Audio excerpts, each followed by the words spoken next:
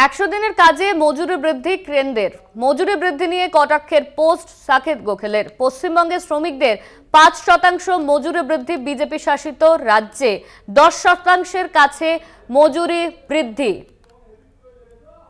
100 দিনের কাজে মজুরি বৃদ্ধি কেন্দ্রের।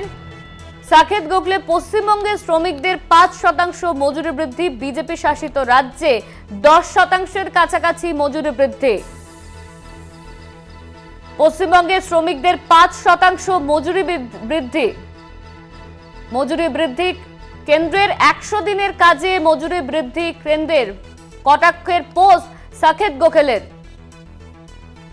100 দিনের কাজে মজুরি বৃদ্ধি কেন্দ্রের, আর এই নিয়েই কটাক্ষ করলো সাকেত গোখেল।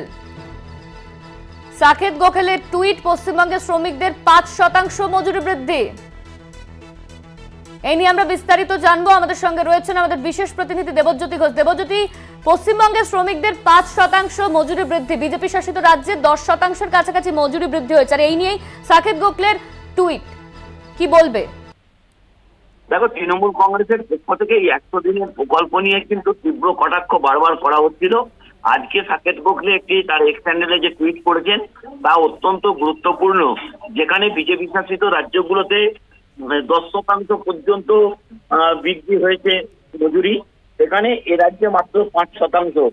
যেমন অন্ধ্রপ্রদেশের মতো রাজ্য রয়েছে, আবার সেখানে কিন্তু 10.9%, বিহারে 7.4%, গুজরাটে 9.3%, মধ্যপ্রদেশে 9.9% এবং ছত্তিশগড়ে 9.9%, যেখানে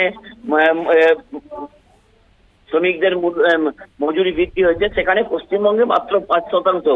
তৃণমূল কংগ্রেসের পক্ষ থেকে দুটি অভিযোগ, যেভাবে নির্বাচনের এমসিসি চালু হয়েছে সেই জায়গাতে এই কেন্দ্রীয় সরকারের পক্ষ থেকে 27শে মার্চ যে নোটিফিকেশন জারি করা হয়েছে তা তারা করতে পারেন কিনা, সেটা নির্বাচনের যে বিধি রয়েছে সে বিধিকে ভঙ্গ করা হচ্ছে।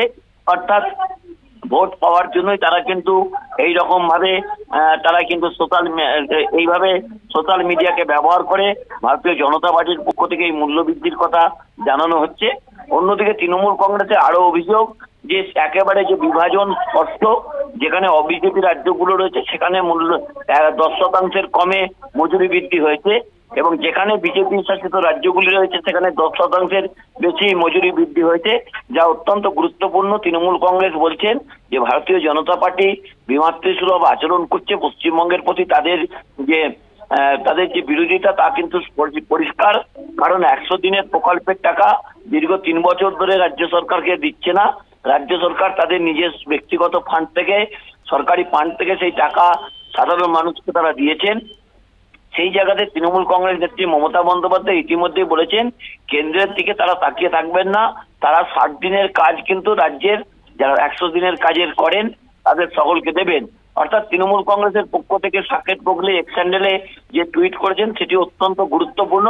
এখানে যে বিভাজন করা হয়েছে তাও কিন্তু স্পষ্ট এই টুইট থেকে। ধন্যবাদ তোমায়। আমাদের সঙ্গে ছিলেন আমাদের বিশেষ প্রতিনিধি দেবজ্যোতি ঘোষ। 100 দিনের কাজে মজুরি বৃদ্ধি কেন্দ্রের, আর এই মজুরি বৃদ্ধি নিয়ে কটাক্ষের পোস্ট সাকেত গোখলের। পশ্চিমবঙ্গের শ্রমিকদের 5% মজুরি বৃদ্ধি, বিজেপি শাসিত রাজ্যে 10%-এর কাছাকাছি মজুরি বৃদ্ধি, এই নিয়ে কটাক্ষ করেছেন সাকেত গোখলে। তিনি টুইটও করেছেন। 100 দিনের কাজের মজুরি নিয়ে কটাক্ষের টুইট সাকেত গোখলের। কেন্দ্রের মজুরি বৃদ্ধি নিয়ে কটাক্ষের পোস্ট সাকেত গোখলের। পশ্চিমবঙ্গের শ্রমিকদের 5% মজুরি বৃদ্ধি, বিজেপি শাসিত রাজ্যে 10%-এর কাছাকাছি মজুরি বৃদ্ধি।